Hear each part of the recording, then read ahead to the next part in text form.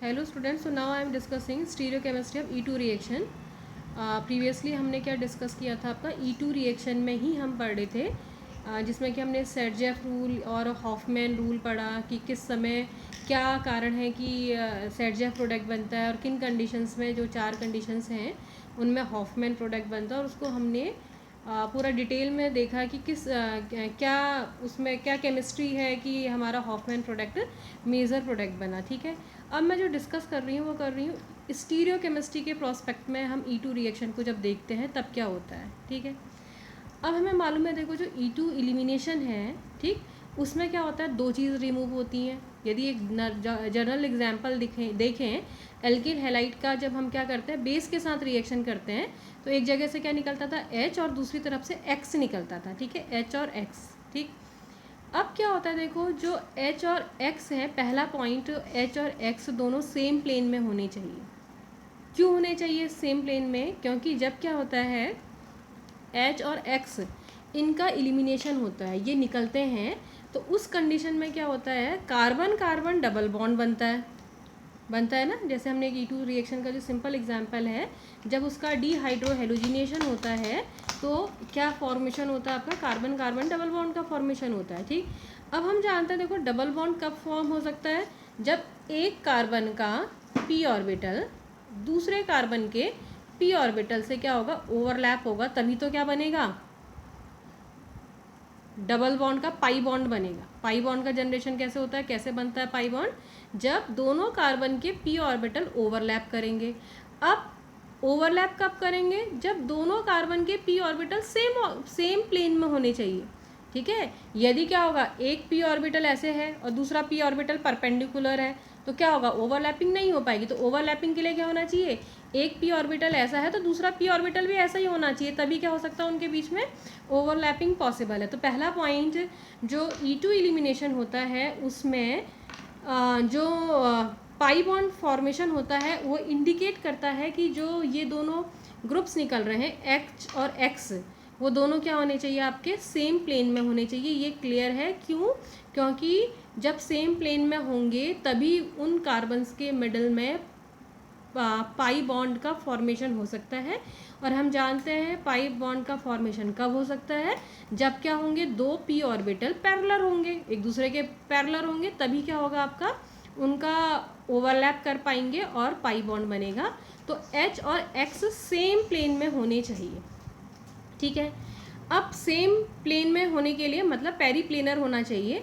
अब ये 2 तरीके का हो सकती है कंडीशन। एक क्या हो सकता है कि H और X दोनों सेम साइड से निकले, H भी ऊपर से निकले और X भी ऊपर से निकले, तो ये कैसा एलिमिनेशन कहलाता है, सिन एलिमिनेशन कहलाता है। कैसा कहलाता है, सिन। सिन मतलब सेम साइड। ठीक, दूसरी कंडीशन क्या हो सकती है कि जो H और X हैं वो अपोजिट निकले, एक H ऊपर से निकले और X कहाँ से निकले, नीचे निकले, सेम प्लेन से तो निकलेंगे लेकिन डायरेक्शन अलग है, एक ऊपर से निकल रहा है और X कहाँ से निकल रहा है, नीचे।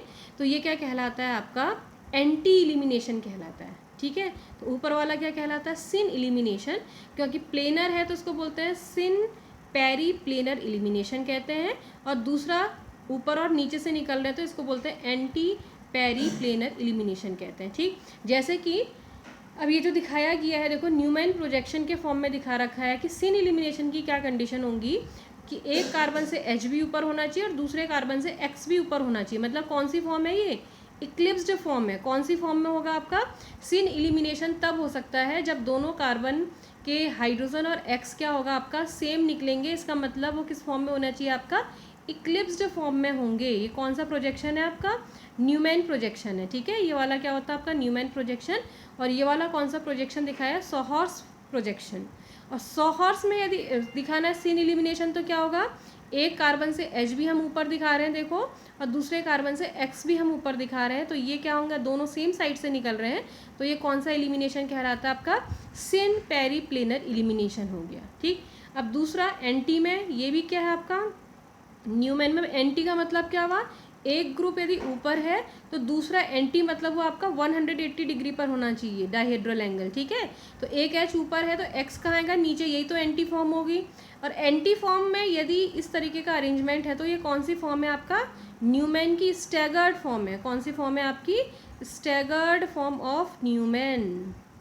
Staggered confirmation. ठीक, ऐसे ही यदि सॉहॉर्स में दिखाएंगे तो कैसे दिखाएंगे, एक कार्बन का H ऊपर की ओर और दूसरे कार्बन का X नीचे की ओर। तो ये जो है न्यूमैन और सॉहॉर्स से हमें समझ में आएगा कि कौन सा होना चाहिए, सिन एलिमिनेशन होना चाहिए या एंटी पेरीप्लेनर होना चाहिए। ये जो न्यूमैन एंड सॉहॉर्स हमने बनाए हैं इससे हमें क्लियर हो जाएगा। ठीक है, तो पहला पॉइंट समझ में आ रहा है। पहला पॉइंट क्या है आपका कि जो क्या होता है, डीहाइड्रोहेलोजिनेशन होता है, वो क्या होना चाहिए, दोनों जो चीज़ हो रही है एक ही प्लेन में होनी चाहिए। क्यों, क्योंकि इनके निकलने के बाद क्या बन रहा है आपका, पाई बॉन्ड बन रहा है। और पाई बॉन्ड कब बनेगा, जब दोनों कार्बन्स के पी ऑर्बिटल्स क्या करेंगे, ओवरलैप करेंगे। और ओवरलैप कब होंगे, जब एक ही प्लेन में होंगे। ठीक है, तो वो कौन सा एलिमिनेशन है, पेरीप्लेनर, जो दो तरीके का पॉसिबल है। फर्स्ट क्या हो सकता है, सिन हो सकता है, और सेकंड क्या हो सकता है, एंटी हो सकता है। सिन का मतलब हुआ H और X दोनों सेम डायरेक्शन से निकलेंगे। तो हमने न्यूमैन में बनाया, तो न्यूमैन में H और X सेम कब निकलेंगे, जब दोनों इक्लिप्स्ड फॉर्म में होंगे। और न्यूमैन में ही यदि हम क्या करेंगे, एंटी एलिमिनेशन दिखाएंगे, तो क्या होगा आपका, H और X क्या होंगे, दोनों अपोजिट होंगे, तब वो एंटी होंगे। मतलब ये किस में पॉसिबल है, स्टैगर्ड फॉर्म में। और ये हमने सॉहॉर्स जो फॉर्मूला है उसके बेस पे बताया है कि सॉहॉर्स में सिन एलिमिनेशन का है, H और X सेम साइड से, और इसमें क्या है आपका, H ऊपर से और X कहाँ से, नीचे से। ये एंटी पेरीप्लेनर एलिमिनेशन है। ठीक है, अब होता क्या है, देखो जब ये निकलेंगे, जैसे अब ये दिखा रखा है, ये कौन सा दिखा रखा है, H हमने ऊपर दिखा रहा है, यहाँ से निकल रहा है, और L यहाँ से निकल रहा है। तो ये कौन सा है आपका, एंटी है। समझ में आ रहा है, एक H से ऊपर से निकला और L नीचे से निकलना, तो एंटी एलिमिनेशन है। और जब ये निकलेंगे, बेस क्या करेगा, यहाँ आएगा। ठीक, बेस यहाँ से क्या निकालेगा, प्रोटॉन निकालेगा, और लीविंग ग्रुप यहाँ से डिटैच होगा। तो क्या हो रहा है, देखो इनके बीच में क्या हो रहा है, कार्बन कार्बन डबल बॉन्ड हो रहा। तो ठीक है, ये जो बॉन्ड, ये है आपके पी ऑर्बिटल है, एक ही प्लेन में है। और ये कौन सा एलिमिनेशन है, एंटी, ऊपर को निकल रहा है और ये नीचे को निकल रहा है।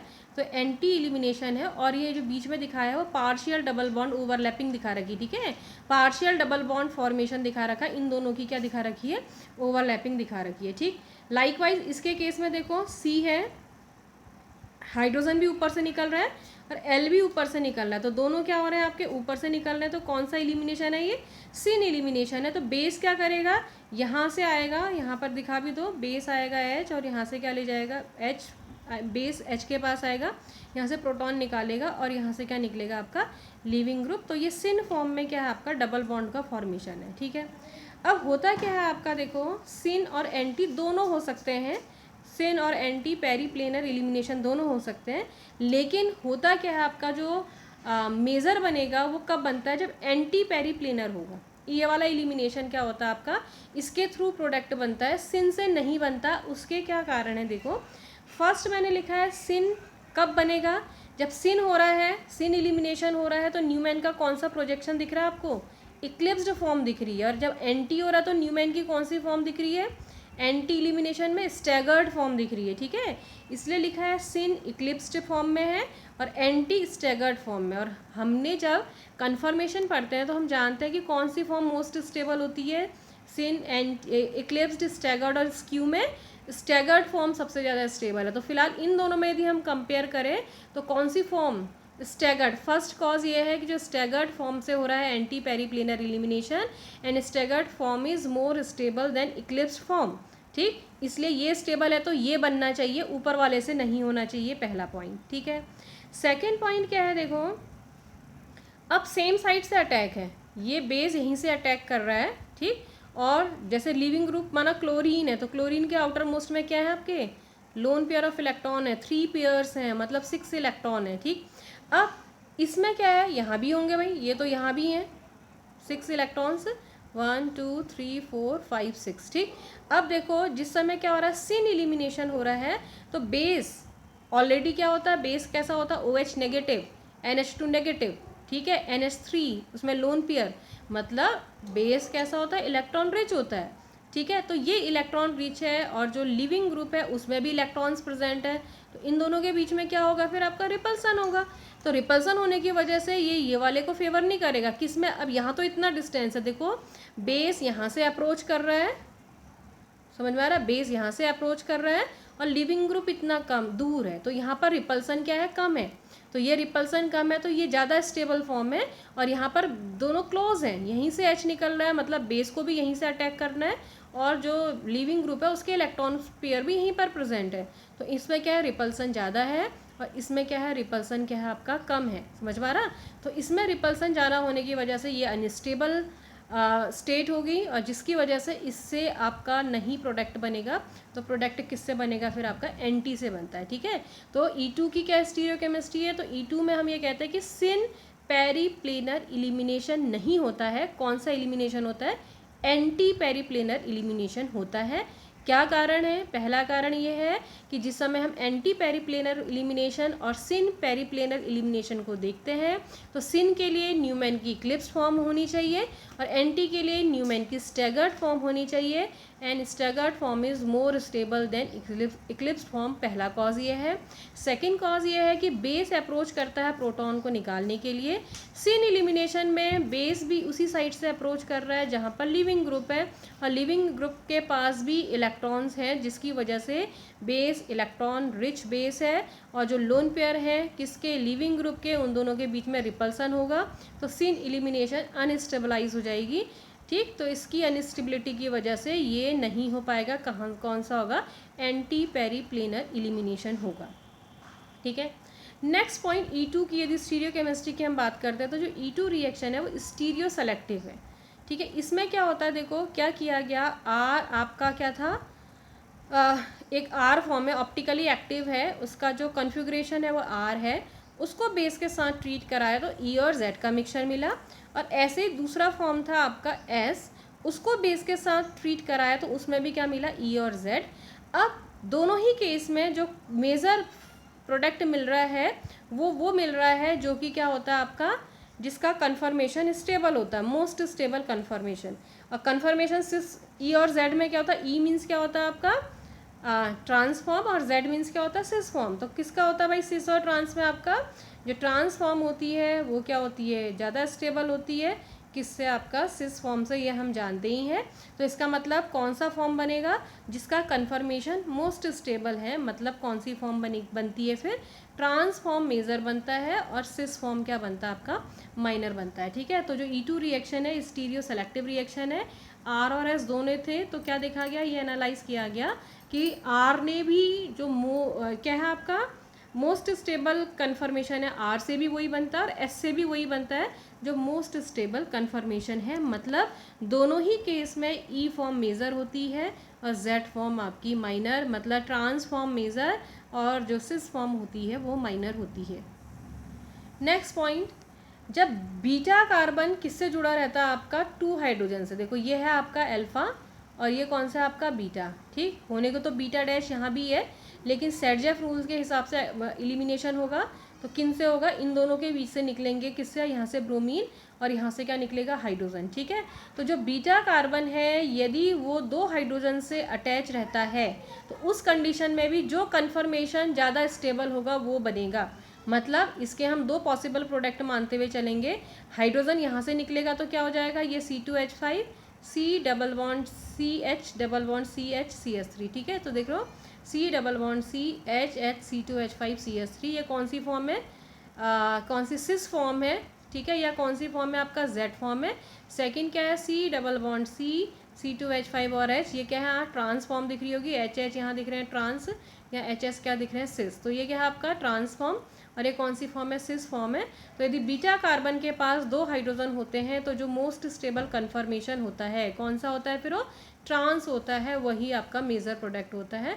तो ये मोस्ट स्टेबल है तो ये आपका मेजर प्रोडक्ट होता है। ठीक, लेकिन यदि बीटा कार्बन के पास सिर्फ एक ही हाइड्रोजन होता है, ठीक, तो क्या बनेगा, वो कंपाउंड का स्ट्रक्चर डिसाइड करता है। यदि कब, जब बीटा कार्बन के पास सिर्फ एक ही हाइड्रोजन होता है। फॉर एग्जाम्पल देखो ये CH3 CH Br CH C6H5 CH3। Br तो आपको पता ही है कहाँ से निकलेगा, आपका Br यहाँ से निकलेगा।